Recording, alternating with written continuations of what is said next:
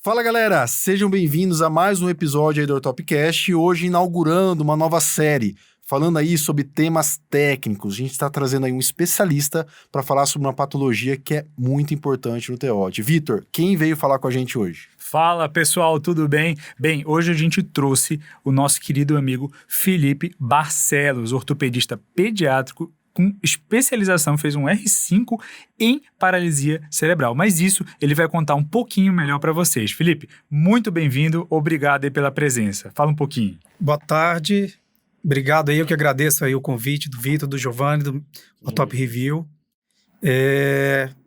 Falar sobre Quem é você? Quem sou eu? O que você faz da sua vida? De onde você veio? Eu fiquei sabendo que você rodou muito aí o Brasil. Como foi sua formação? Mineiro de Patinga, cruzeirense. Daí, por várias reviravoltas da vida, fui morar no Espírito Santo, fazer medicina lá, na Federal. Boa. Daí, enquanto eu fazia medicina, eu trabalhava no IML como técnico de necrópsia. Sério? Nossa. Eu fiz 7 anos, eu trabalhei como necroscopista. As mães dos seus pacientes sabem disso? Eu vou colocar em breve isso nas redes sociais, eu conto. Eu adoro essa história, cara. Eu acho sensacional. E ali eu tomei um gosto pela prática nos cadáveres, né? Eu acabei vendo que era a minha praia ir para a parte cirúrgica, decidi fazer algo cirúrgico e fui para ortopedia. Fiz Santa Casa de Belo Horizonte, voltei para Minas. E quando veio a oportunidade de vir para São Paulo, vim há 4 anos fazer o R4, fiz o R4 no Einstein, fui o primeiro R4 de ortopedia pediátrica. Inclusive, temos aí, para quem não sabe, né, uma vaga anual. E depois ainda fiz o R5 em doenças neuromusculares e o foco da minha formação, 60% a 70%, tanto de R4 e R5, foi em neuromuscular. Aprendi muito na CD também, com grandes colegas, os melhores de São Paulo nessa área. Então, assim... Pô, Vitor, o cara tem propriedade para falar o que ele vai falar. Né? Porque, galera, vocês lembram isso, a gente até mostrou aí nas nossas lives de lançamento, né? Mostramos o Thor, quanto que ele mostrou pra gente sobre a importância da paralisia cerebral para a prova do TEOT. Da ortopedia pediátrica. Então, assim, sim, a ortopedia pediátrica já é um carro-chefe grande na sua prova. E, assim, qual que é o grande negócio da ortopedia pediátrica? Porque o trauma tem, basicamente, a mesma importância, o mesmo tamanho ali, né? O trauma, às vezes, a ortopedia adulta. Só que isso aqui você vê na sua prática clínica. A maioria das residências, assim, você não tem uma prática de ortopedia pediátrica tão aprofundada, até, né? Felipe, como que foi a sua formação da ortopedia lá em Minas? Você tinha bastante vivência em ortopedia pediátrica? Como que você decidiu fazer ortopedia pediátrica? Boa pergunta. Então, na verdade, tinha 2 colegas até novos também que estavam já... hoje são grandes expoentes da ortopedia pediátrica, mas o serviço era pequeno. Apesar da Santa Casa ser um hospital grande, com 900 leitos, enfim, mais 1.000 leitos, eu acho. Mas a ortopedia pediátrica não ocupava tanto tempo da formação, acho que na maioria dos lugares não ocupa. Então, praticamente saí da residência muito cru em ortopedia pediátrica, mas vendo a doutora Pierina, o doutor Pedro trabalhando, aquilo me chamou muita atenção. E eu vi que eu era vocacionado para aquilo, uma coisa, e paralisia cerebral especialmente. O residente, quando vê a criança chegando na cadeira, um tetraparético... O estigma é bem... Você não sabe o que faz, né? Acho que o residente tem aquele primeiro impacto e fala assim, e agora? O que eu faço? E isso é ortopedia mesmo, exato, né? Isso não é neuro. Não é neuro exato. e tal. Lembrando que a ortopedia, ela nasce nas deformidades congênitas, né? Da escoliose, das doenças congênitas, enfim.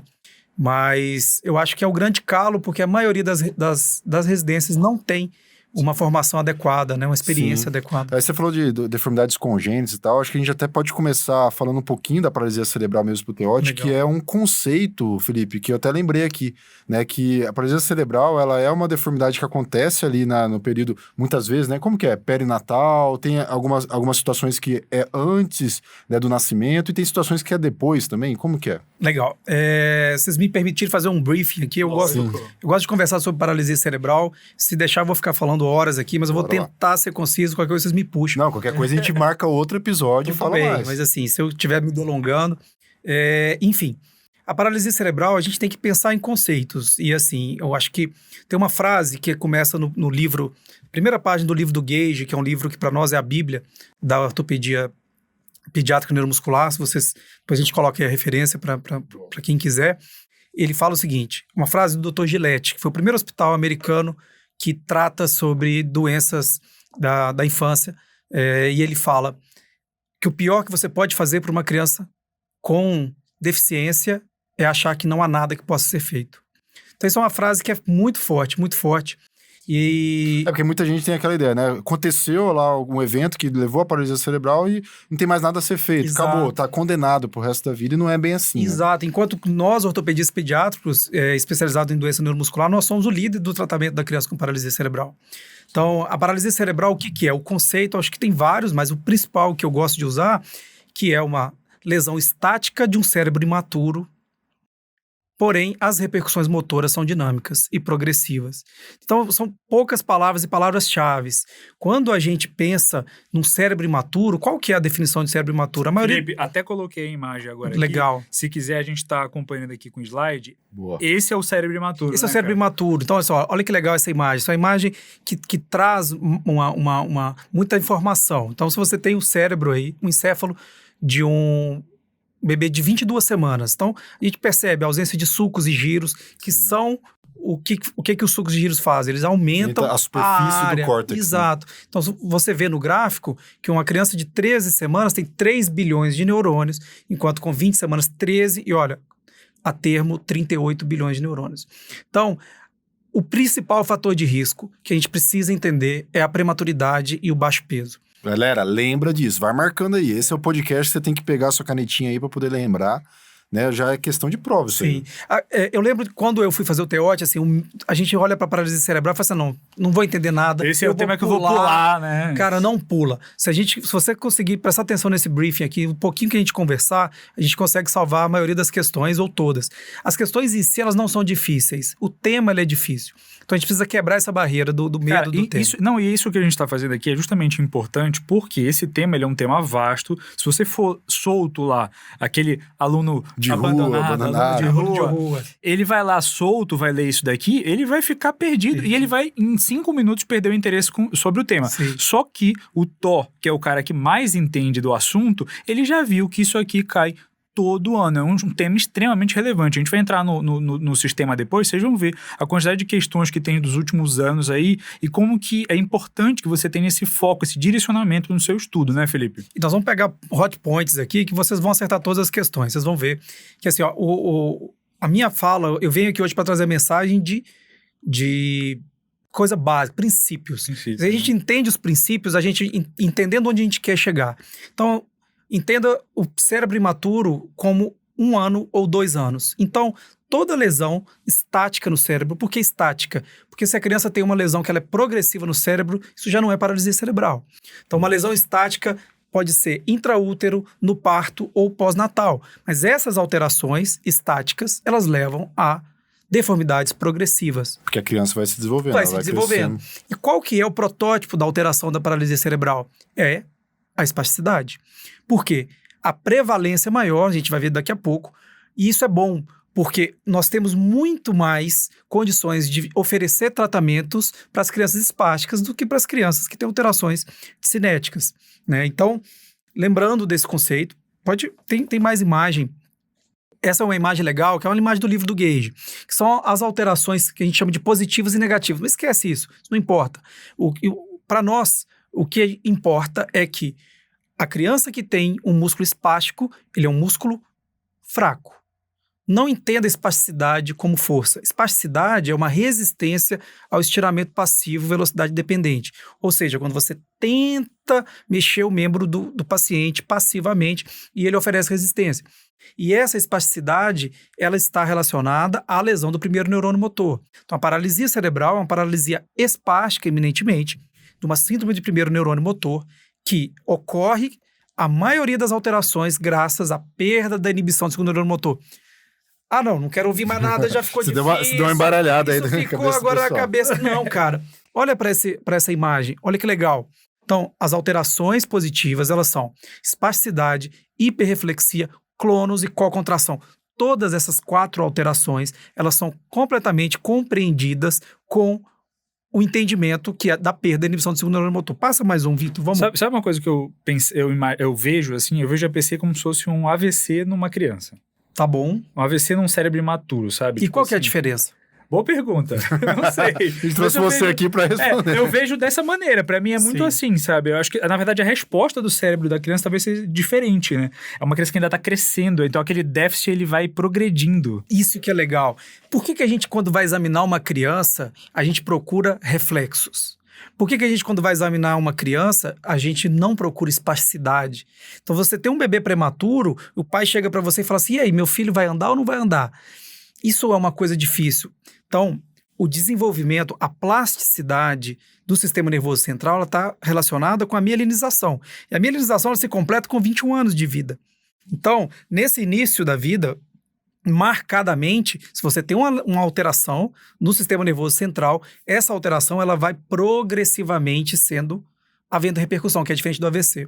O AVC, o que você vai ter? Você vai ter uma lesão inicialmente flácida, uma paralisia flácida que ela se torna espástica com o tempo. No bebê, não. No bebê, apesar da espasticidade não estar configurada no início, é diferente. E nós vamos ver qual que é a diferença. Quando a gente fala de lesão do primeiro neurônio motor, a gente está falando de lesão piramidal. Então, antigamente a gente pensava assim, o sistema piramidal, o sistema extrapiramidal. Mas, na verdade, o cérebro tudo está intricado. Sim. Então, nós temos que, quando fala-se em extrapiramidal, nós estamos pensando em gânglios da base, cerebelo, né? E piramidal é o que trata do córtex motor. Então, você lembra do homúnculo de Penfield? Sim. Não é? No homúnculo de Penfield, na região periventricular ali, você tem o quê? Muito alteração de quê? Membros inferiores. Sim. E as mãos estão lá do outro lado. Então, olha, coloca na sua cabeça o seguinte, o sistema cortical, o córtex, o sistema piramidal é o protótipo da alteração da espasticidade, ok?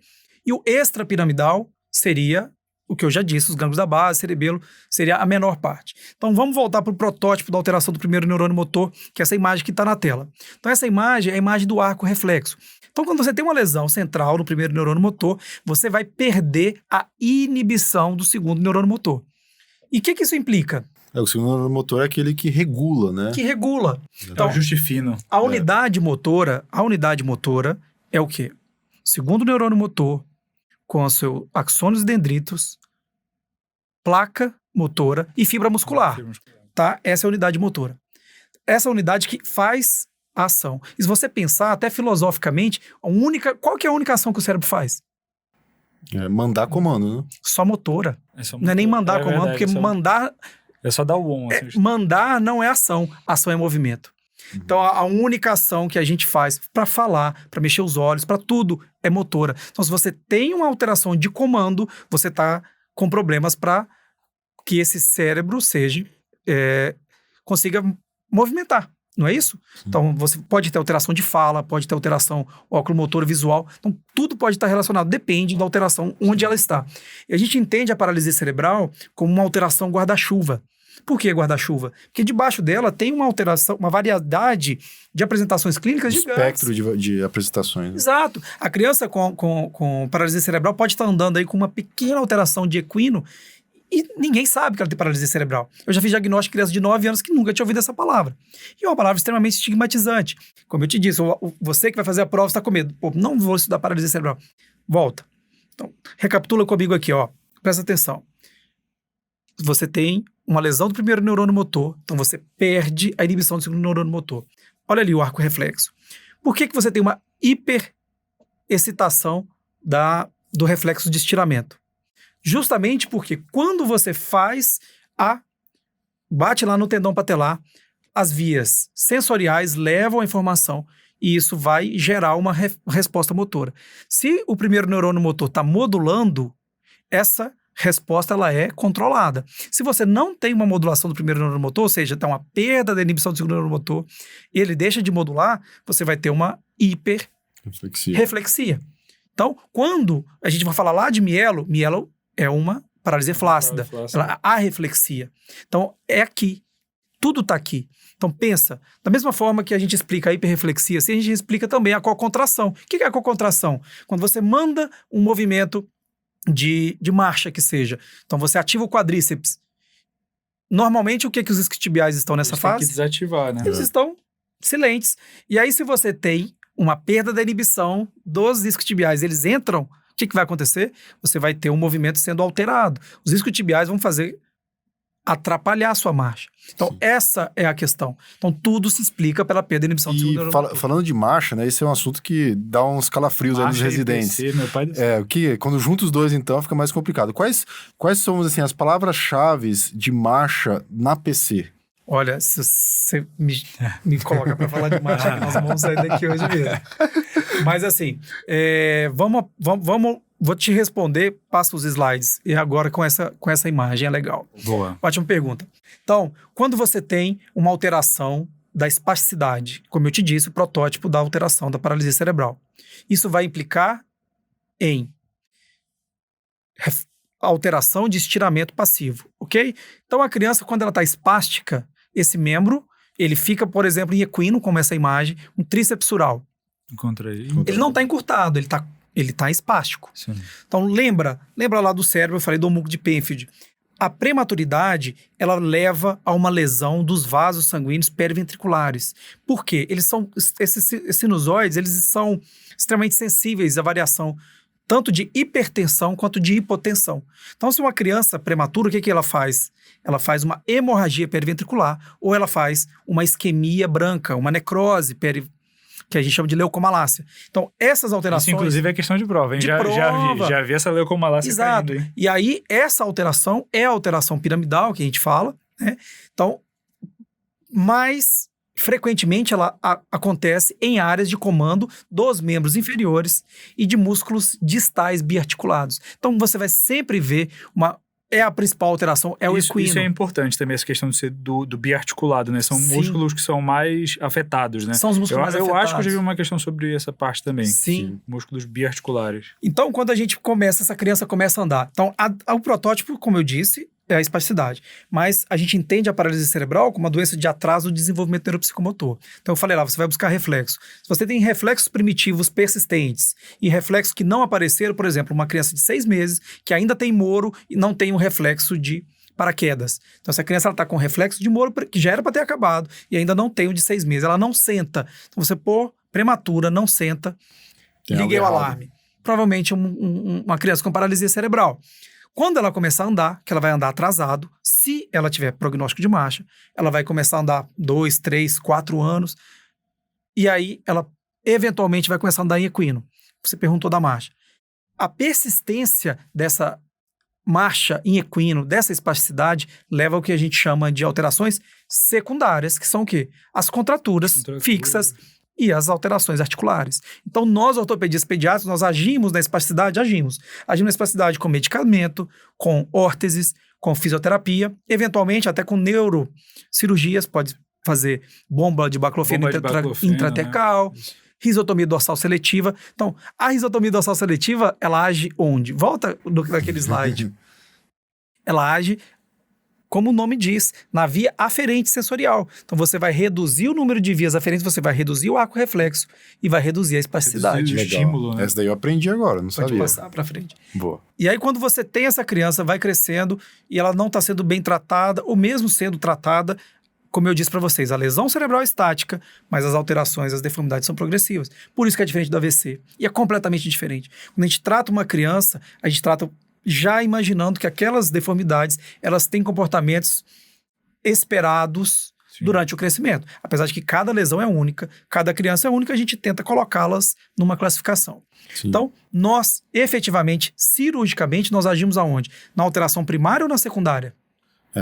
Quando é bem tratado, você tenta pegar a parte primária, para não ter ainda uma deformidade, né? Isso preventivamente. Mas cirurgicamente a gente age nas consequências, nas secundárias. E aí que entra importante o papel do exame de marcha. Então, porque o exame de marcha vai mostrar pra gente o que é primário, o que é secundário e o que é terciário. O que é terciário? Terciário é o compensatório. Por exemplo, uma criança que anda em agachamento e ela joga o tronco para frente para compensar, se eu vou lá e faço um alongamento errado psoas, eu condeno essa criança a ter mais gasto energético.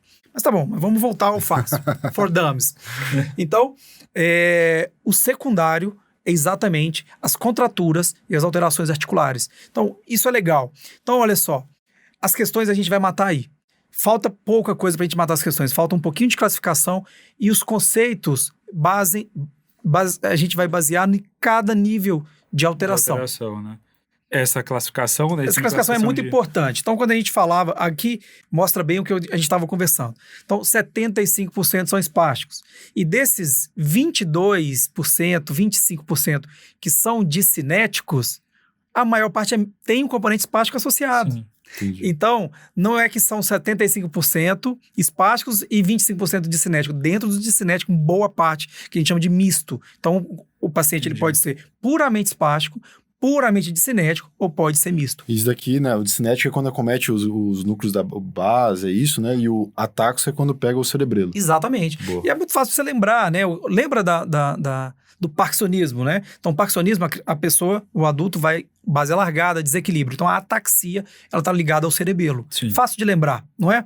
E aqui tem uma coisa muito legal e cai sempre, que são a impregnação de bilirrubina nos gânglios da base. Isso é uma questão legal. Kernícteros, né? O kernícteros. Então, você lembra da eritroblastose fetal? Daí é da faculdade, né? É, que é aquela questão materno-fetal. Então, Sim. a criança do RH, enfim. Compatibilidade RH. Incompatibilidade de RH, materno-fetal. Há uma deposição de bilirrubina. A bilirrubina, normalmente, ela não transpassa, né, a barreira hematoencefálica, mas nessas crianças transpassa e você vai ter uma impregnação de bilirrubina nos gânglios da base. Então, essa alteração é típica de alterações de atetoides. Então, lembra disso. Impregnação de bilirrubina são as alterações dos atetoides. E o que é distonia? Eu falo sempre para os alunos, como é que a gente diferencia de distonia? Você sabe diferenciar distonia de uma atetose? Não. Nem me arrisco. Uma coisa da mão, não, o que era? Não lembro. Então, a distonia, exatamente, ela é uma alteração mais periférica. E são movimentos parasitas. Isso, era a mão, né? É muito frequente, pode ser em qualquer lugar, mas é mais frequente em órgãos, em membros, articulações distais. Mais distais, né? Isso. E são movimentos repetitivos. No livro do Gage, o que ele fala? Que ele, diferente da espasticidade, que é como se fosse uma rigidez, uma hipertonia, a distonia, ela fica mole como um macarrão e duro como uma tábua. Então, ela vai alterando. Então, você tem muito menos previsibilidade de tratamento na distonia. Justamente por isso. Olha como que é mais fácil. Olha, se o músculo é espástico, eu vou fazer o quê? Eu vou relaxar. Agora, se ele é distônico, olha... Uma hora ele tá mole, outra hora ele tá... Exato. Então, o movimento de distonia é isso. Aquela boquinha que fica mexendo, pescoço. É muito frequente a distonia cervical. E a coratetose é tipo do Huntington, lembra? Do lado adulto. Sim. Que são articulações membro inteiro, mais né? proximais. Sim, lembro. Então, o coratetose lembra de gânglios da base. O Huntington O que é o Huntington? Não vou querer dificultar, mas assim, o Huntington, você tem uma necrose do corpo estriado dos núcleos da base. Então, lembra disso. Deposição de bilirrubina nos gânglios da base, atetose. A distonia está muito ligada com o putamen, mas ok, encerra aqui. Então, piramidal e extrapiramidal. Então, aqui, ó, os espásticos são os piramidais e os discinéticos são os extrapiramidais. Ótimo, isso é bom. Boa. Essa definição é legal, né? Bem importante. Porque às vezes dá pra tirar muita questão básica. Porque as questões de PC a gente vai ver daqui a pouco, vocês vão ver, é isso que a gente tá falando. São questões que são simples, mas envolvem um background meio grande, assim. Uma base boa. Uma base... Em geral é assim, né? Os temas mais difíceis do TO, geralmente caem coisas assim mais de conceitos básicos, de definição, tudo. Isso é o hot point. Isso aqui é um hot point. Que eu já falei do kernícteros e a tetose.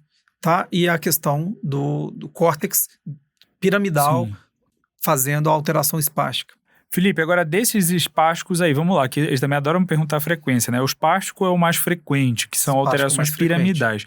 Do espástico, qual deles é o mais frequente? Acho que tem essa pergunta também, geralmente. Tem né? essa pergunta, inclusive é a classificação topográfica. Então, vamos lá. Sim. Qual que é a classificação topográfica? Quando você tem uma alteração de metade do corpo, do hemicorpo, são os hemiparéticos.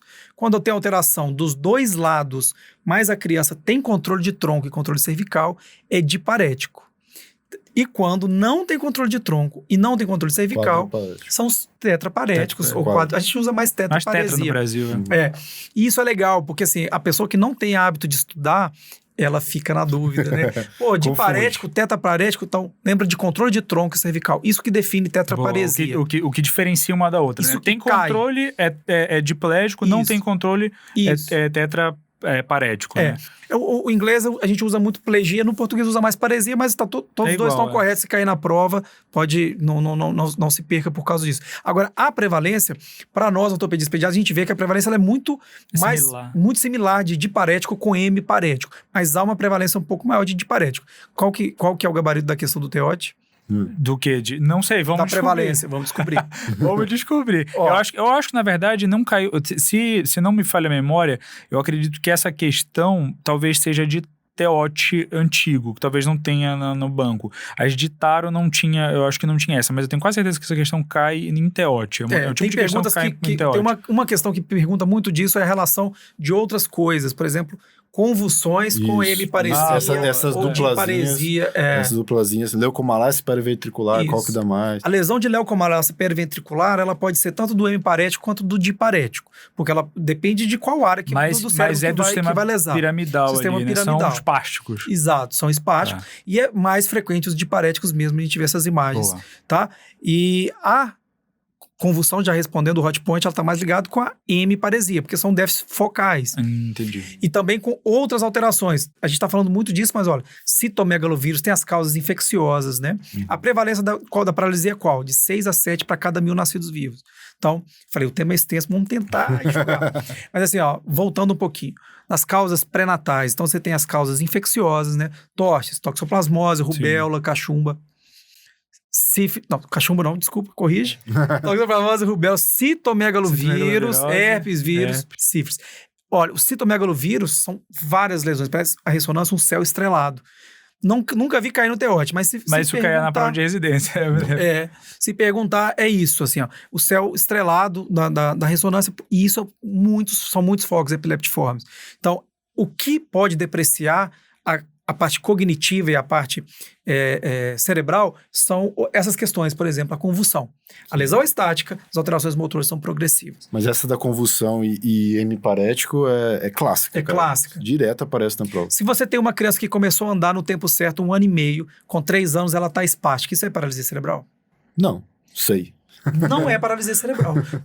Pode ser alguma coisa depois. Ali, né? Se ela teve as aquisições e depois perdeu, isso não é paralisia cerebral. Isso é importante, né? Até para a clínica mesmo, vocês prestarem atenção nisso, né? É um déficit que vem desde o início, ele vem da parte mesmo perinatal, né? Você vai pensar em quê? Vai pensar em síndrome de Rett, distrofias musculares, outras causas. Mas a alteração da paralisia cerebral é marcadamente um atraso de desenvolvimento. Boa. E aí, Felipe, falando de classificação, a gente tem a clássica aqui, né? O GMFCS, né? Essa classificação, ela foi um divisor de águas no tratamento de paralisia cerebral. Parece uma coisa simples e besta, ela foi feita até por um fisioterapeuta canadense, o Rosenbaum, lá em 97. Quando ele publicou a primeira vez, ele publicou dos 7 aos 12 anos. Olha naquele primeiro gráfico ali em cima, como que é fácil entender por que ele publicou a partir dos 7 anos. Porque é muito difícil você, com a criança antes dos 6 anos, definir qual é o nível que ela está. Porque é um detalhe muito difícil. Porque no início não há prevalência da espasticidade. A criança ela é mais hipotônica, você vai ter atraso dos reflexos, persistência de reflexos. A paralisia cerebral ela é toda baseada em persistência de condições primitivas. Já falei dos reflexos, mas tem também as questões anatômicas. E isso vai implicar nos tratamentos. Os quadris, que são mais valgos, os fêmures mais valgos e antivertidos, são as persistências primitivas. Não desenvolveram, né? Então, pensa sempre isso. Uma criança com paralisia cerebral, uma criança com a persistência dessas questões primitivas. E o cognitivo, Vitor, sabe como que é o cognitivo dessas crianças? Pode ser normal, né? 50% das vezes pode ser normal. É variável. Né? 50%. Eu sei que tem uma relação com o GMFCS, né? Sim. Os níveis mais... os piores níveis, né? Os níveis mais avançados de GMFCS tem geralmente mais retardo. Mas eu já vi paciente nível 4 que não tinha retardo mental. Eu tenho paciente nível 5 sem retardo mental. 5 eu nunca vi, mas lá quando do eu tenho um paciente, eu tenho um típico que é um paciente que ele tem muita espasticidade e ele, cognitivo normal, tá fazendo direito agora, tem completa... Isso é uma loucura, tem né, completa compreensão de que ele precisa ser de comunicação e cognitivo para ser independente, que a mãe dele não vai viver para sempre para cuidar dele, porque ele não tem controle de tronco, nem controle cervical. Ele não é ele não é espástico puro. Ele tem uma questão de cinesia também, ele é misto. Então, olha lá no gráfico, olha... Aliás, embaixo do gráfico, as imagens bem ilustrativas. Então, o GMFCS1 é uma criança que anda bem em terrenos irregulares. O tipo 2, ela já tem um pouco de dificuldade em terrenos irregulares para subir escada, ela precisa segurar no corrimão. O 3, necessariamente, ele precisa de algum aditamento. Seja uma órtese suropodálica, seja bengalas, muletas. Mas ele anda. Ele anda. Ele anda, mas assim, na vida adulta, olha lá no gráfico, olha que legal. Vê como que cai. Olha como que cai sem mudar o nível. Se a criança ela é bem tratada, ela não deixa de ser 3 e virar 4. Mas ela piora na vida adulta e muitas vezes um adulto 3 pode ser cadeirante na maior parte do tempo. Mas em casa, eventualmente, ele consegue se virar. Isso aí é uma outra classificação que a gente vai colocar na próxima aula, que é de FMS. Mas aqui, voltando no GMFCS, o nível 4 ele tem marcha terapêutica. Ele precisa de muito apoio, de muita ajuda, e ele anda curtas distâncias, maior parte do tempo cadeirante. Geralmente ele é o 4, ele consegue fazer transferência, né? E ele consegue mobilizar a própria cadeira dele, né? Consegue tocar a cadeira, ele tem a diferença é controle de tronco, controle cervical. Olha ali na imagem do GMFCS 5, a cadeira sendo empurrada por alguém e a criança tá com uma tira no tórax, no tórax e uma tira na cabeça. Isso. Então a criança que não tem controle de tronco cervical, esse é o tetraparético, esse é o nível 5. Bora botar assim, 1, anda normal. 2, tem dificuldade em terreno irregular, não corre. 3, precisa de aditamento. 4, cadeira de roda, mas tem controle de tronco e cervical. E consegue andar. E consegue andar curtas distâncias. E o 5, totalmente sem controle de tronco cervical, né? Assim, eu devo ter ofendido todos os ortopedistas pediátricos do Brasil agora, nesse momento, com essa enxugada que eu dei aqui na classificação. Mas eu acho que ela é importantíssima, extremamente prevalente em questões. E cai. Então, assim, dá pra resumir de maneira bem simples. Bem assim. Lembrar que ela é evolutiva, né? Conforme ela pode piorar, né? E, Felipe, uma coisa que eu lembro de já ter perguntado é o seguinte: você consegue, com as técnicas de ortopedia pediátrica, as técnicas cirúrgicas e tal, fazer uma criança passar do nível 4 pro nível 3, por exemplo? Então, o objetivo não é esse. Então, esse gráfico ele é bem ilustrativo e educativo. Então, nós pensamos o tratamento para cada nível. Então, cada nível tem uma expectativa e a expectativa é de manter nesse nível, tá? Você pode ter, às vezes, uma criança que é, por exemplo, um 2. Poderia ser um 2, mas foi maltratado ou mal operado e caiu de nível. Isso eu lembro dos meus professores na residência falar. Você, às vezes, não consegue subir, mas caiu um nível é fácil. Então, operar um nível 2 e 3 é sempre mais angustiante do que operar um 5. Um 5, você já... O que você tem para fazer pro 5? Lembra da frase do Gillette? O pior é achar que não há nada a ser feito. Porque você deixar um paciente adulto com um quadril luxado, espástico, dor, né? Ele vai ter dor, não vai conseguir abrir, não vai trocar fralda, não vai se posicionar bem, vai ter úlcera de pressão, tá bom? Pesa às vezes. Eu operei sábado agora uma adulta de 34 anos que nunca tinha sido operada quando criança, apesar de ter sido acompanhada no hospital de referência. Tudo bem, não vamos fazer nada. Agora ela tem muita dor no pé, de tanta espasticidade. Por quê? As alterações secundárias. Luxação das articulações do pé, artrose. Vamos lá, fazer artrodese para ela conseguir ter uma vida sem dor no pé. Então, as cirurgias, elas são com a expectativa para cada nível, tá? Isso é muito legal. Isso é uma pergunta muito legal. E um hemiparético, ele é qual nível? Vixe, dificultou agora. Não sei, depende. Depende. O hemiparético nunca vai ser 5, nunca vai ser 4. Porque ele tem controle. Porque ele tem um lado todo bom. Isso, ele tem controle de tronco. Ele consegue andar mesmo que arrastando. Ele tem um lado todo bom. Então o hemiparético sempre vai ser 1 ou 2. É legal pensar nisso também. Isso é legal, já pode te ajudar numa questão, eventualmente, né? Sim. Às vezes uma questão da prova oral. Então isso acaba sendo usado mais para diparéticos mesmos e para tetraparéticos. A gente comunica mais assim. Sim, boa. Essa classificação, pessoal, não tem como não levar para prova teórica e prova oral também, né? Porque é batata cair numa prova oral, né, Felipe? Sim, um caso clínico de paralisia. Classifica. Eu não falei o que é o GMFCS, é o Grow Motor Function Classification, né? Então, assim, é função motora grossa. A classificação de função motora grossa é muito fácil, é intuitiva, é uma coisa simples. Que coisa simples, mas vocês não fazem ideia. Isso mudou a nossa forma, não só de comunicar, de ver, mas de dar prognóstico para o doente. Sim. O que é importante de uma classificação, né? Com certeza. Comunicação e prognóstico. Exatamente. Conduta. E conduta. E aí, Felipe, com relação agora...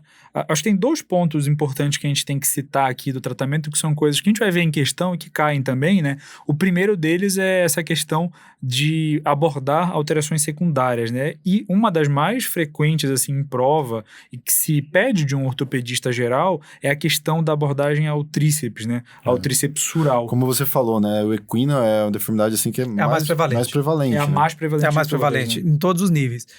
Como você tinha falado, só pegando um gancho, você tinha perguntado a questão de cair de nível. Uma questão que nunca caiu no TEOT, mas eventualmente, pelo menos o que eu me lembro, mas pode cair, são as alterações iatrogênicas, né? Do hiperalongamento da zona 3. Cirurgia aquela história de aniversário também, né? Operar todo ano, não sei o quê. Isso é diferente, na verdade. De virar um crouch, enfim. Isso, eu tô falando da questão do crouch, mas isso que você falou é um conceito... Não, são coisas que a gente tem de single knee event multilevel surgery. Antigamente a gente operava essas crianças cada ano uma vez, e aí tinha essa síndrome do aniversário. Todo aniversário a criança está operando ou recuperando. Hoje você vai tentar fazer o máximo de procedimentos num único evento. Único momento. Para facilitar a reabilitação e tal. Exatamente. Isso é legal de falar, pessoal, na prova oral, entendeu? Isso é muito legal. Porque mostra que você realmente tem algum tipo de vivência com pacientes com paralisia cerebral. E qual que é a definição de single knee event multilevel surgery? Se você fala isso para um ortopedista pediatra, você já ganhou a questão. O cara não vai nem ouvir mais nada para falar um monte de abobrinha que ele já... Poxa, você vira e fala assim, olha, são operações em 2 membros, em 2 locais diferentes, 2 níveis diferentes. Pronto, o cara falou, nossa, esse cara sabe tudo, o cara sabe isso. Nem ortopedista pediátrico sabe. E eu vou falar pra vocês, viu, galera? Eu fiz recentemente minha prova de especialidade de ombro, tá? Não tem nada a ver com isso daqui. E eu senti isso dos meus examinadores da prova oral. Sim. Teve uma situação prática lá, que caiu um componente glenoidal de prótese reversa, e eu falei um detalhe lá de angulação de 10 graus para inferior, o cara... Foi a primeira coisa que eu falei assim, eu vou colocar aqui um pouquinho mais... Ganhei o cara falou, não, você já sabe, o cara nem me olhou mais e eu fui fazendo o resto. Então, na prova oral, essas palavras-chave... São demais. Elas são, assim, sensacionais para conquistar o cara. Eu tenho uma coisa legal na minha história, que é o seguinte, eu fui pra minha prova do TEOT, ainda era prova oral, né? E eu não tinha garantia de R4 ainda. Eu fui convidado para fazer um R4 de ortopedia pediátrica na minha última estação. Por um ortopedista pediatra, porque ela gostou justamente dessas questões, entendeu? E aqui, voltando nesses slides, assim, ó. Então, a gente comentou, mas não explicou. Quando a gente pensa anatomicamente no trícepsural, então a gente vai pensar o gastrocnêmio biarticulado, origem nos côndilos femorais, inserção no tendão do calcâneo, o sóleo, origem na tíbia proximal, inserção no calcâneo. Então, o gastrocnêmio, ele é biarticulado e o sóleo não. Lembra daquele teste de Silver-Skilled, né? Você faz com o joelho extensão, com o joelho em flexão. Todo teste na ortopedia que você flete uma articulação, você está relaxando o músculo biarticulado. Então, isso é uma coisa que você vai... para qualquer questão, para teste... Quadril, joelho, pé. Então aqui, quando a gente fala em alongamentos do trícepsural, a gente tem um cuidado especial quando a gente está alongando diparéticos. Então a criança que é diparética, normalmente ela começa a andar em equino, como a gente estava falando. Então a criança vai andando em equino. Qual que é a história natural do equino? Essa criança diparética, quando ela é muito fraca, lembrando que espasticidade não é força. Exatamente. Tá? Força a gente gradou naquela escala de M0, M1, M2, M3, M4, M5. Espasticidade a gente classifica em Ashworth, tá? Ok, em parênteses. Então a gente vê que essa criança, a história natural é que ela pode cair em agachamento. Então, porque vai relaxar, ela começa andando de ponta, mas ela pode, por fraqueza do trícepsural, fazer a marcha em agachamento. Então, uma das causas é a evolução natural do equino, cair em agachamento. Vai ficando pesada, né? Vai ficando pesada, vai ficando... E a outra é iatrogênica. Outra causa é iatrogênica. Um alongamento da zona 3 no diparético é proibido. Por que é proibido? Porque você faz uma fraqueza do tríceps. Eu acho que isso que tu tá falando é importante. Até o primeiro ponto importante é que vocês estão vendo a imagem aí, tem zona 1, 2 e 3. Não, e eu acho que a primeira coisa importante, ele vai explicar a zona, mas assim, o mais importante é assim, a potência de alongamento. De alongamento. Né? A zona 1, o teu alongamento ele é menos potente. Sim. E na zona 3 é onde você tem um alongamento mais potente, né? Exato. E assim, é melhor, às vezes, você ter um pouco de equino do que agachar. Porque agachar, gasto energético é muito alto muito maior, na marcha, né? Então você... E depois que você alonga, é difícil, você não tem muito o que fazer para encurtar, né? A única coisa que você pode fazer é ortetizar. Sim. Então, assim, quando você pensa em zona 1, você está pensando em alongamento intramuscular. Olha nessa primeira imagem, que legal. Quando mostra o gastrocnêmio, o pé está virado para frente. Sim. Você está vendo o alongamento do gastrocnêmio. Quando você vê o alongamento do sóleo, o pé está virado para frente, é a primeira imagem. O sóleo e o gastrocnêmio, os dois compõem o trícepsural, tá? A primeira imagem é o gastrocnêmio, eu tinha falado corretamente da primeira vez. Então, olha só. O pé tá para frente, tá vendo? Certo. Tá. Onde que tá o alongamento? Tá do sóleo. Tá no gastrocnêmio. Gastrocnêmio.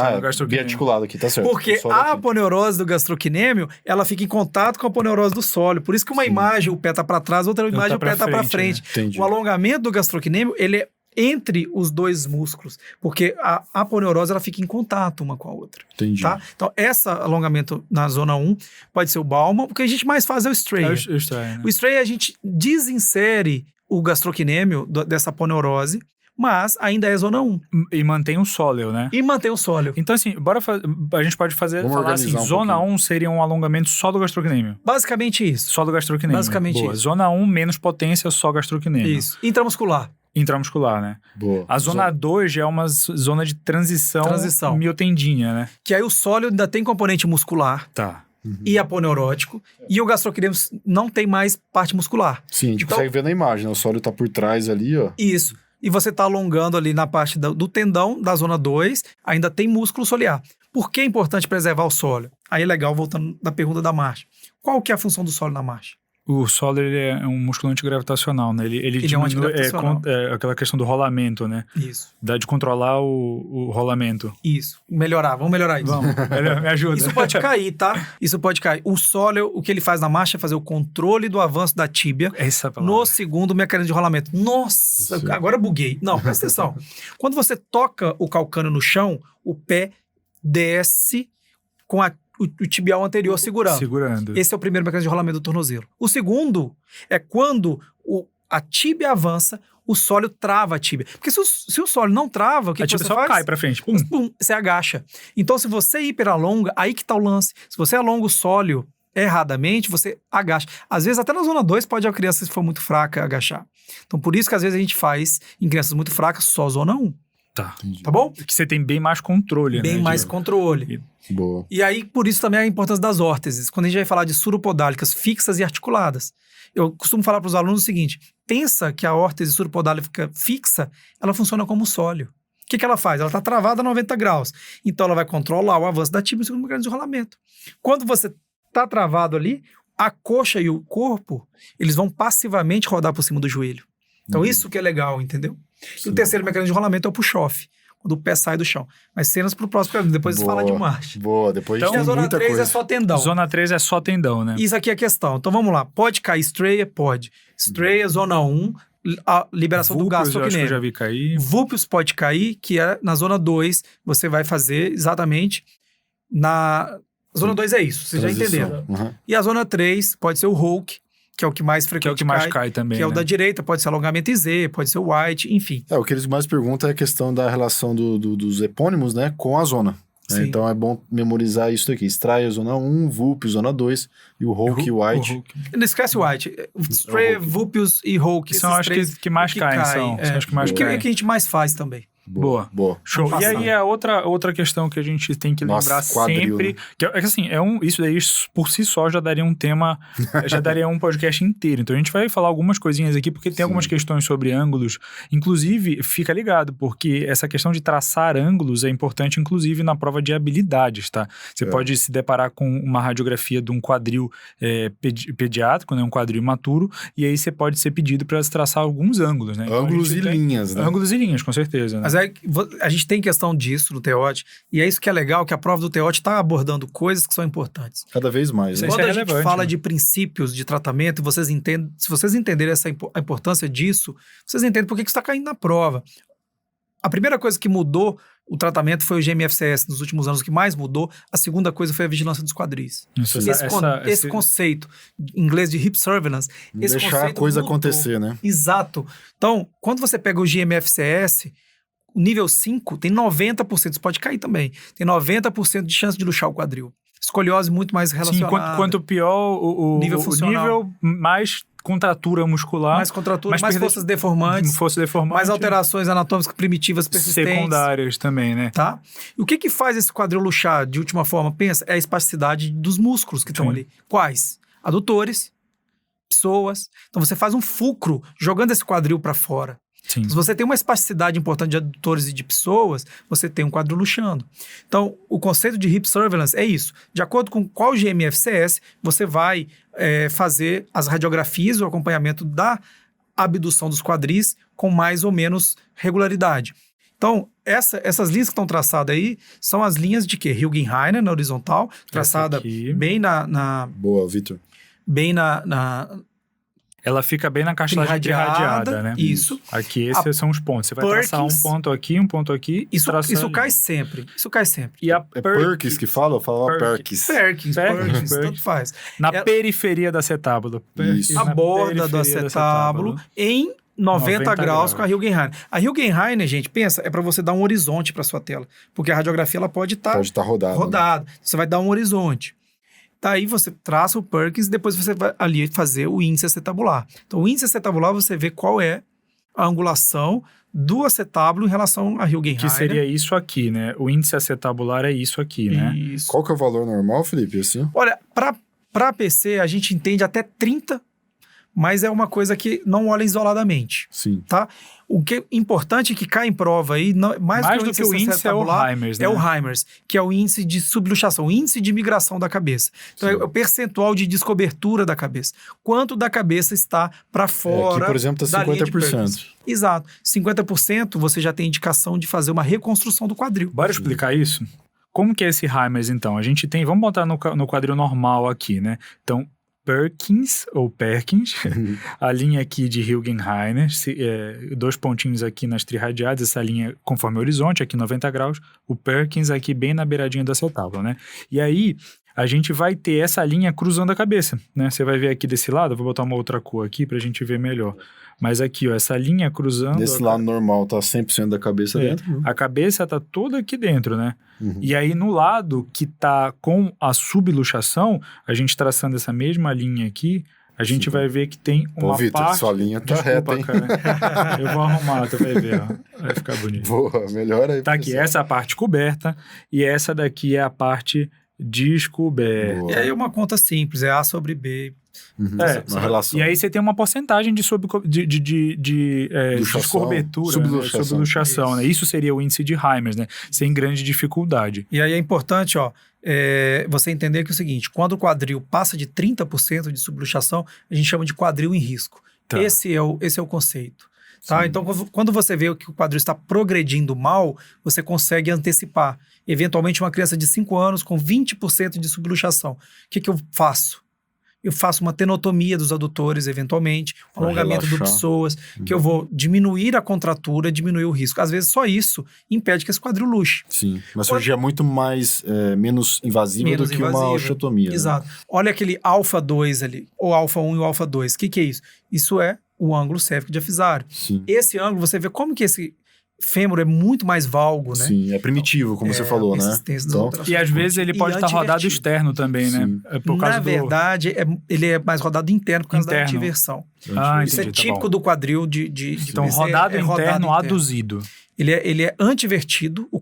Como o colo femoral é muito antivertido, ele vai estar rodado interno. Isso foi questão de prova recentemente, pessoal. Ele perguntou como que era a característica do quadril ao nascimento. Nada a ver com paralisia, né? Mas é um conceito. Mas é o mesmo aqui, conceito. Né? A questão de ser mais valgo do que do adulto e ser mais antivertido que do adulto. E como o PC mantém as características primitivas, você já entende. Então, gente, pensa em princípio, não decora, vai e aqui a gente tem uma outra coisa, que é esse arco, né? Que é a quebra do arco de Shenton também, né? Então você vê que desse lado ele tá aqui e aqui, ó, tá quebrado. Então, muita coisa para se discutir aqui de radiografia, isso no futuro a gente traz também, nas nossas aulas a gente vai explicar um pouquinho melhor, mas você vê quanta informação importante você tem aqui para sua prova oral. Né? E isso daqui pode ser cobrado de diversas maneiras, na prova objetiva, teórica, na prova oral, na prova de habilidades. Depois tem as técnicas cirúrgicas também, isso aqui. Qual que é a osteotomia que vocês mais fazem para correção do quadril? Então, um quadril desse, boa pergunta, é um quadril que a cirurgia que eu mais gosto de fazer, que é a reconstrução do quadril. Então, a reconstrução do quadril, ela vai ser feita a varização do fêmur, do lado que está subluxado. Uma osteotomia varizante Uma osteotomia varizante. E ali, como ele tem um índice acetabular aumentado, a gente tem que fazer um aumento da cobertura. Aumentar a cobertura. Então, a gente faz uma cirurgia, uma acetabuloplastia. No caso das trirradiadas abertas, a gente chama essa cirurgia de San Diego ou DEGA. As referências falam mais de DEGA. Então, para a prova, guarda DEGA e guarda a osteotomia varizante do fêmur. Pemberton também, né? Pemberton, a gente usa mais para displasia de quadril, mas poderia ser. Porque o que é a diferença do Pemberton e do DEGA? O DEGA, É legal. Então, vou te dar uma questão de DDQ, uma questão de Junta, dá um junta. aí. Na displasia do quadril, a descobertura acetabular ela é mais anterolateral. Então, quando a gente vai tratar a displasia do quadril, cirurgicamente do acetábulo, a gente faz um Salter ou um Pemberton. O que é o Salter? O Salter é um redirecionamento. Então, você vai ali, osteotomiza o ilíaco E direciona para anterolateral para cobrir. Só que você descobre atrás. Sim. E aqui já é o contrário. E na Pemberton, o que você faz? Você vem um corte anterior, então você também cobre mais anterior. O que é o San Diego ou o DH? Você entra lateral. Por quê? Porque na paralisia cerebral, a displasia, a luxação, ela não é só anterolateral, ela é bem dividida. Ela é anterior, lateral ou posterior. É igual. Uma diferença. Então é um terço para cada. Então por isso que a gente abaixa o teto inteiro. Entendi. E o ideal é que você fazer essa acetabuloplastia até atrás. E é um outro conceito legal, isso eu acho que eles não vão cobrar, mas se você fala isso na prova também, acabou, o cara vai te chamar, é a questão do equilíbrio pélvico. Equilíbrio pélvico. Então, se você reconstruir um lado, mesmo esse lado direito estando bom, vai ser reconstruído. Entendi. Porque senão você leva uma obliquidade do quadril, uma escoliose. E no mesmo evento, no mesmo cirurgia? Aí depende da condição anestésica. Uma criança menor de 20 quilos, a gente sempre faz em 2 tempos. Porque são cirurgias aí um pouquinho mais demandantes. Boa. Se possível, no mesmo tempo. Boa, eu acho que o que a gente tinha de questões deu para poder a gente dar um panorama geral, a gente vai discutir mais agora. Deixa eu só fazer um parêntese claro, aqui. Felipe. Sim. Eu falei de cirurgia de acetábulo de redirecionamento, de remodelamento e tem as de salvamento, né? Então, nós aqui temos preferencialmente reconstruídos quadris. Desde que seja viável, reconstrução mesmo em adolescentes com trirradiado fechado. Tá. Mas fora do Brasil, fora de São Paulo e na maioria dos serviços do Brasil, faz muita cirurgia de salvamento. Que são quais? Cirurgias que você pode ressecar a cabeça. Em adulto a gente chama de Gilderston, né? Aqui a gente chama de cirurgia.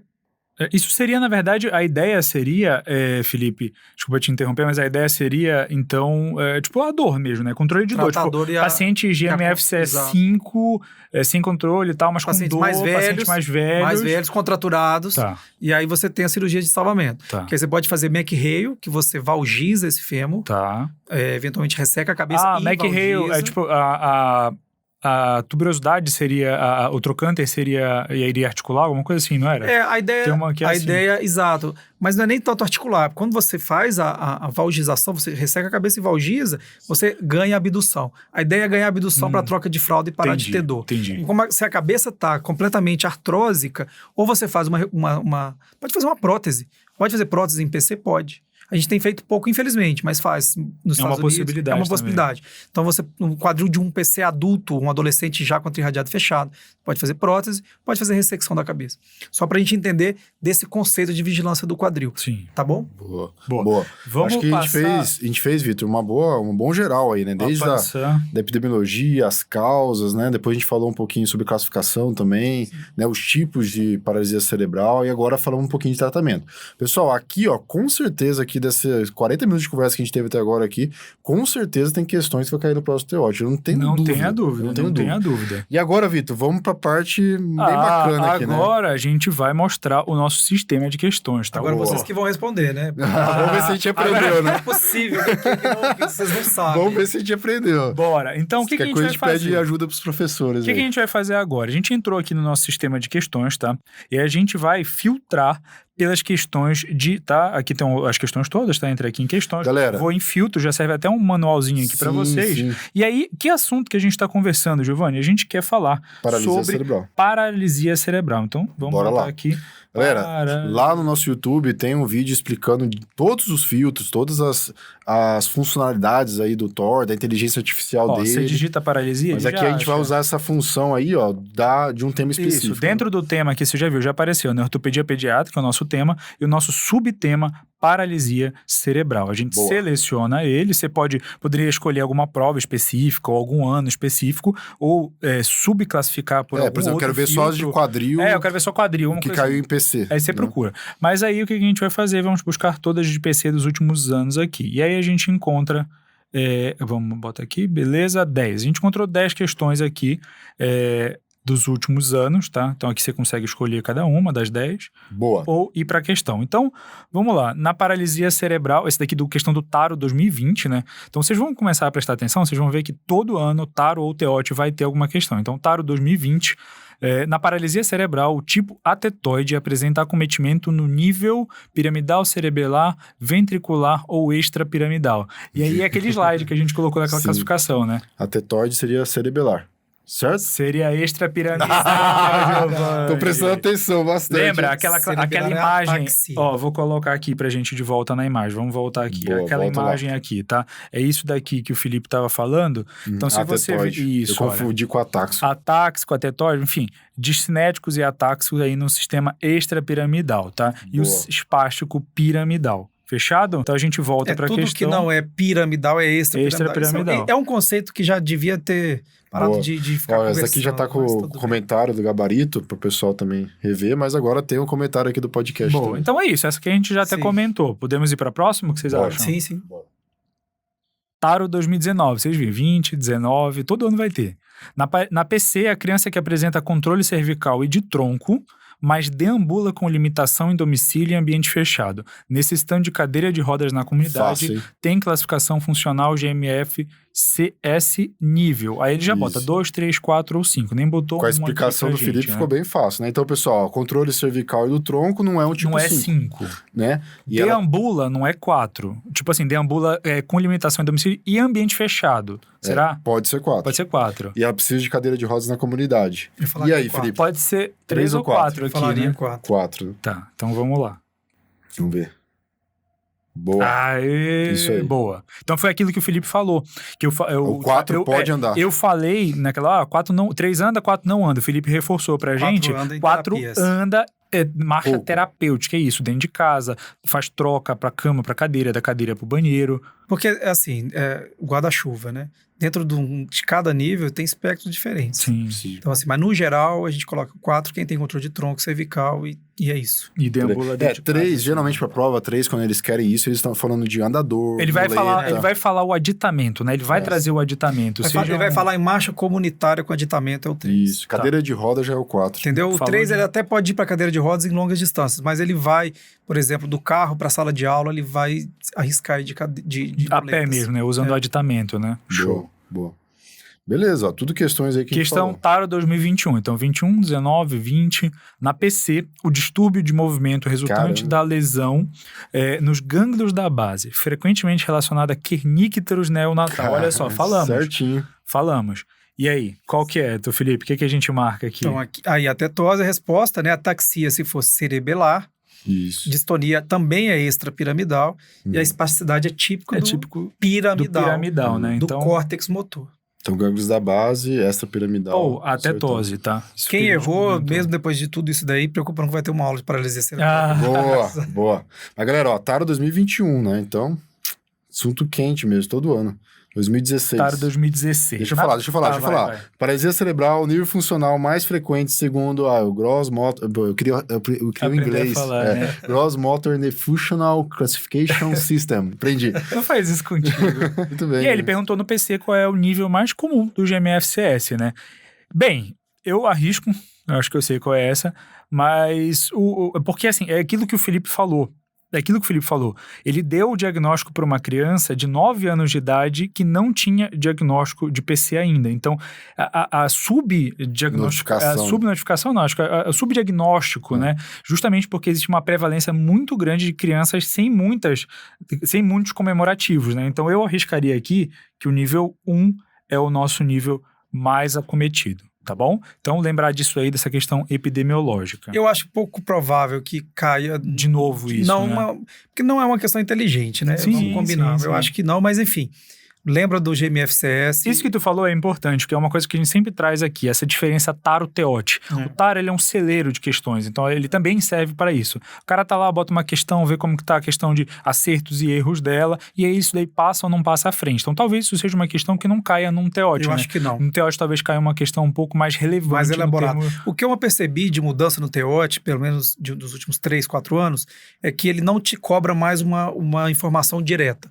Você parte do pressuposto que você tem aquela informação, dali você vai... Ele exige um raciocínio, né? Exato. Por exemplo, daqui, uma pergunta inteligente, se eu fosse fazer uma prova de GMFCS, eu perguntaria qual é a questão do risco dos quadris de um nível 5. Que aí a pessoa já ia ter que ter o conhecimento do que é um GMFCS 5 e o conceito de vigilância do quadril. Não, isso é relevante então, clinicamente. A pessoa já tem algum substrato a mais. Boa. Próxima questão aqui, Taro 2015. Não, essa daí eu tinha falado. A leucomalácia periventricular é a lesão característica da diplegia, hemiplegia, tetraplegia ou monoplegia. Então, assim, para ficar fácil, talvez na hora que a gente falou, a gente não deixou muito claro. Vamos lá, dá o gabarito, letra A. Diplegia. Boa. E, então, só para reforçar, a criança diparética, a maioria das vezes, é o prematuro que teve uma lesão periventricular, então você vai mais frequentemente, a leucomalácia, ela vai ser dos dois lados, tá bom?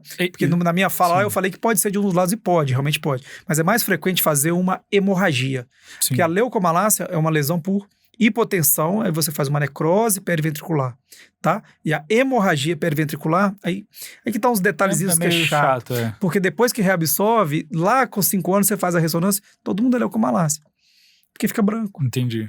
É uma alteração genérica. Entendeu? Assim, a fisiopatologia da doença e o que é a ressonância. No final das contas, você vai pegar a ressonância leucomalácia. Não, isso mas é uma essa coisa... pergunta foi é uma coisa assim meio boba, assim, né? Não vai mudar... Que aquilo que tu falou não tem uma relevância clínica importante. Mas tá aí, Taro 2015, é antigo. Provavelmente essa questão já não se repita.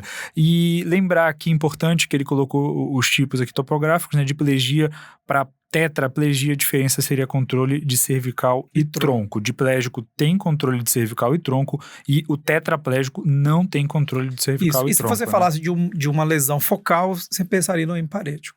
Hemiparético, e aí também tem relação com convulsões e tal, também é outra pergunta que às vezes aparece. Boa.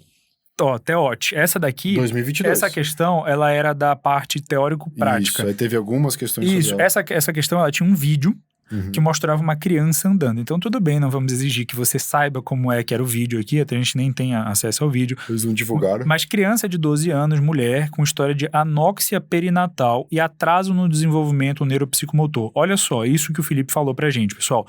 Essas crianças, elas têm caracteristicamente um atraso do desenvolvimento, porque o problema foi perinatal. Então, ela já traz isso desde o início. Não foi uma criança que começou a ter alguma coisa depois ali numa segunda infância. Enfim, analisando a marcha do paciente, é classificada como tendo uma e tinha um vídeo aqui.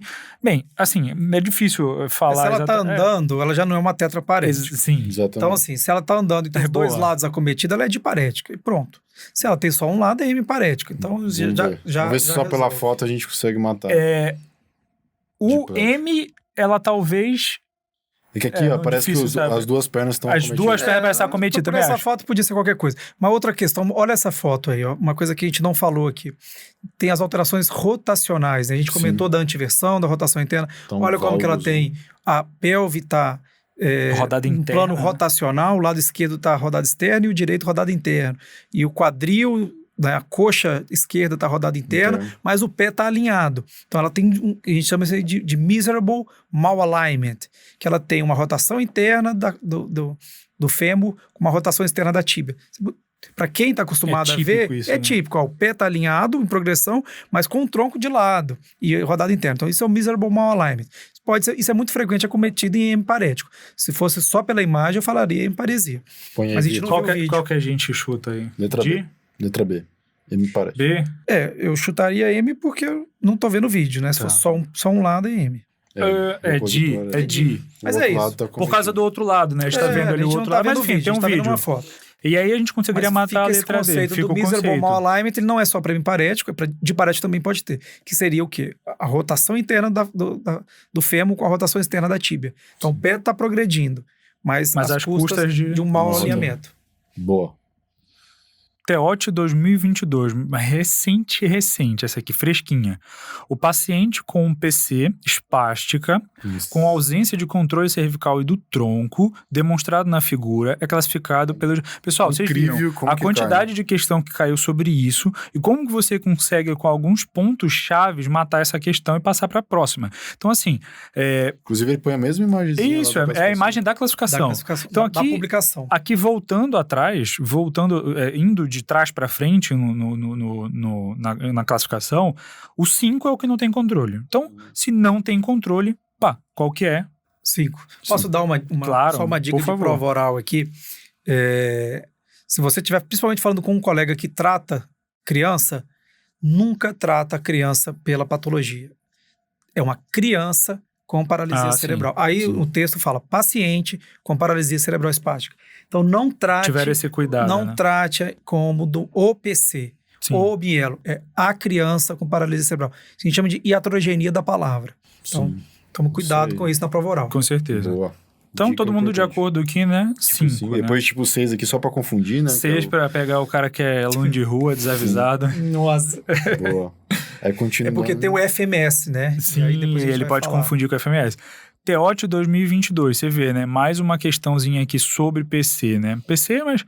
É PC, né? Especificamente, né? O Heimers, ele não é usado pra DDQ, né? Não, pra DDQ a gente usa... as mesmas linhas, Hülgenheim, mas Perks, o Heimers... Mas o conceito de vigilância do quadril, ele é para paralisia cerebral. Aqui a gente consegue ver aquilo que o Felipe falou, né? O fêmur, né? Um valgo bem importante, né? E uma antiversão. Por que a gente tá vendo a antiversão aí? Por causa boa pergunta. Cara, faz tempo que eu estudei isso aí, Felipe. Me ajuda aí. E você vê, olha como é que o trocante menor tá aparecendo. Assim, mesmo como que tá vê? Vendo tá rodado o quadril externo, né? Porque o trocante menor tá aparecendo e mesmo assim você vê o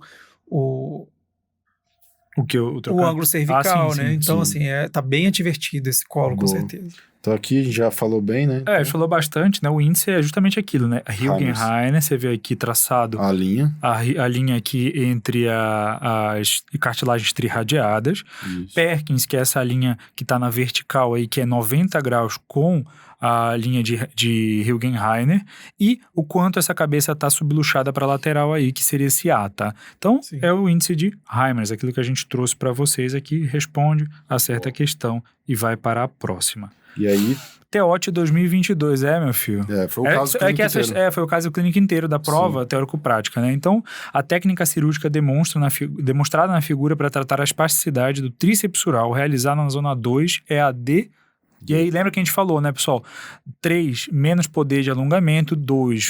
3 mais poder de alongamento. Desculpa, zona 1 é menos poder, que é a zona mais proximal, né? De proximal para distal. Zona 2 é uma zona intermediária, a zona 3 é de maior poder de alongamento, que é aquela zona... E maior risco, né? Então, evitem usar isso. Lembra da iatrogenia, porque foi feito muito. Sim. O que acontece é o seguinte, os ortopedistas pediátricos do passado tratavam poliomielite. E daí trouxeram o conceito da poliomielite para PC e fizeram muitas iatrogenias. Uma delas, o alongamento da zona 3. Que aí, vendo essas crianças, retrospectivamente, a gente aprende e sabe que isso foi um erro. Sim, então pode cair em questão disso. Né? Tá, boa. Então aqui a zona 2, né? A gente lembra que a zona 2 aqui principalmente é o Vulpius, mas uma coisa que eu usava para lembrar do Vulpius também, uma dica particular, era o formato de V, o chevron, né? Do corte. Então esse V invertido de cabeça para baixo, eu olhava isso, esse é Vulpius. Apesar que se na prática aparecer sem o V e for reto no mesmo local, você pode chamar de também Vulpius. Pode chamar de Vulpius. Na descrição original, a gente de fato nem faz em V, mas enfim. Geralmente nas imagens, tá? Como a gente está vendo aqui, o V, tá vendo o V de cabeça para baixo, né? Boa. Então, Vulpius e o Strayer, ele seria o Strayer, né? Mais ele proximal. seria da zona 1, o Vulpius da zona 2 e o Hook aqui, que é o Zona letra 3. A, zona 3. Então, responde e parte para a próxima. Boa. E a última... aqui. TEOT 2021, então pra você ver que não tá viciada a amostra não, né? Teve questão no TEOT 2021 e vai ter questão no TEOT 2023. Só não tem no 2020 que não divulgaram. Porque não divulgaram, mas vai ter no 2023 e vai estar aqui no nosso banco. Essa daqui é um pouquinho mais difícil. Vamos fechar esse podcast falando desse conceito aí da marcha agachada. Paralisia cerebral, a marcha agachada, crouch gait. É caracterizada na fase de apoio pelo flexo do... E aí, Felipe? Flexo do joelho e, né? Flexão do quadril e excessivo equino do tornozelo, flexão. Aí é meio lógica, né? Se o cara pega um papel, uma caneta, ele desenha o menino agachado, ele vai responder essa questão, né? Porém, se você pensar, você pode agachar com o joelho equino. Com o tornozelo tornozelinho equino. É verdade, porque ele pode ter uma quebra do médio pé, né? E aí a gente chamaria mais frequentemente de jump. Sim, é o saltador. É o saltador, jump knee gate. Na verdade, assim, as classificações são várias, mas inicialmente, quando o Sutherland fez essas classificações baseadas só no joelho, a gente olhava só para o joelho. E aí tinha a questão do jump, que é isso, você entrar agachado e levantar. Né? Mas o conceito do crouch Só para... Legal essa última questão. Eu dei uma adiantada aquela hora sobre o crouch. Então eu falei que o crouch é uma evolução do jump, né? O jump que fica fraco. Então, se o tríceps fica fraco e ele cai em quê? Respondendo. Então, é o triplo flexo. Flexo do quadril, flexo dos joelhos e uma dorsiflexão excessiva do tornozelo. Boa. Essa é a questão. Mata ela. Vai ser letra É flexo do quadril e dorso do tornozelo. Aqui, né? Letra B, vê se eu acertei. Acertei. O menino tá bom, né? Parece que ele entende. Parece que ele sabe. Parece que ele sabe de PC. E aí, só para sedimentar essa questão do crouch gait. Porque isso é muito importante. Então, a marcha agachada, alto gasto de energia. Então, você pode ter um crouch gait pelo alongamento iatrogênico da zona 3 do tríceps sural numa criança equina. Ok? Pode cair uma questão disso. Já sabe que é um triplo flexo do quadril, joelho e dorsiflexão do tornozelo, tá bom? Pode ser também por questões rotacionais. Se você tem um distúrbio rotacional tão importante, um pé plano valgo desabado e a criança andando com o pé todo para fora, isso pode gerar uma marcha de agachamento também, né? Tá bom? Então, não... E o último que eu falei, que é a evolução do jump. Eu acho bom dar um enfoque nesse marcha agachada, porque é uma das marchas mais cobradas aí também. Sim. Pode cair, que é característica. É característico também cair marcha na prova oral do TEOT. Sempre cai um caso de marcha e vai ter um videozinho, você viu. Não foi diferente quando mudou o formato, na teórico-prática veio um vídeo de marcha e esse ano que vem vai vir um vídeo de marcha, não tenha dúvida. Mas calma que a gente vai ter um podcast aqui falando sobre marcha. Com certeza. Para o pessoal saber. Pessoal, então o negócio é o seguinte. Hoje foi muito proveitoso. Vamos passar aqui pro finalzinho. Boa. Felipe, eu tenho muito a te agradecer, cara. Eu quero que você passe pro pessoal, assim, porque tenho certeza aqui que muita gente gostou e até se interessou pelo seu trabalho, né? Porque além de PC, você trata outras patologias da ortopedia pediátrica. Sim. Como que o pessoal te encontra aí nas redes sociais? Aonde você trabalha hoje? Como que é? Tá, hoje eu faço consultório no Einstein. Boa. E hoje eu só faço consultório. Tem um consultório externo e toda segunda-feira eu só atendo criança com paralisia cerebral. Estou numa clínica que é só paralisia cerebral, é uma coisa que eu adoro trabalhar, né? Então, assim, para marcar consulta ou para conversar, se quiser mandar dúvida, você que é ortopedista, quiser pedir uma opinião de um caso, tem meu Instagram, dr.filipe, com i no começo, Barcelos, e o site é drfilipebarcelos.com.br. No Instagram, se mandar direct, eu mesmo que respondo, então fica à vontade aí para discutir caso, pedir opinião, estou à disposição. Boa, Felipe, muito obrigado por te receber aqui. De verdade, foi um prazer. Foi talvez o início aí de uma grande parceria, não? Isso aí. Então foi muito bom de discutir não, PC. Já aceitei. Ótimo. Então galera, a gente vai passar em primeira mão para vocês aí que a gente vai ter vários podcasts aqui relacionados à especialidade mais importante do TEOT, que é a ortopedia pediátrica. Vocês não perdem por aguardar. Metade dos temas da prova oral. Isso. Boa. Com certeza, é um tema, vocês viram, né? Caiu todo ano aqui, vai ter PC, vai ter o resto da ortopedia pediátrica também, e a gente vai estar aqui para levar você até essa aprovação. Espero que vocês tenham gostado, espero que vocês tenham gostado também de curtir um pouquinho a plataforma aqui, né? O nosso TOR, e ver o que a gente tem para trazer para vocês. Então, Felipe, foi um prazer ter você hoje aqui. Até a próxima, né? Até breve. Prazer, foi pessoal. Eu já tô me sentindo em casa, vou pôr o pé na mesa. Show! Boa. Assim que é bom. Pessoal, um grande abraço, até a próxima. Valeu, galera. Abração. Tchau. Abraço, tchau.